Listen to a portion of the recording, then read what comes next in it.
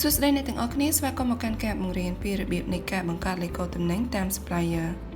ដើម្បីធ្វើការបង្កើតលេខកូដទំនិញតាម supplier ជាដំបូងលោកអ្នកត្រូវคลิกចូលទៅក្នុង module Purchase Management បន្ទាប់មកคลิกនៅលើពាក្យ Product Supplier ចុចទៅលើប៊ូតុង Create ចុច Product ដើម្បីធ្វើការជ្រើសរើសមុខទំនិញជ្រើសរើសຂະຫນាតទំនិញបន្ទាប់មកជ្រើសរើសឈ្មោះអ្នកផ្គត់ផ្គង់បំពេញលេខកូដទំនិញតំណាងឲ្យឈ្មោះអ្នកផ្គត់ផ្គង់ដែលលោកអ្នកជ្រើសរើសរួចចុចប៊ូតុង Save លោកអ្នកអាចធ្វើការស្វែងរកលេខ Part Number តាមរយៈការ search លេខកូដ Part Number ឈ្មោះអ្នកផ្គត់ផ្គង់ឬຂະຫນាតបន្ទាប់មកចុចលើប៊ូតុង Search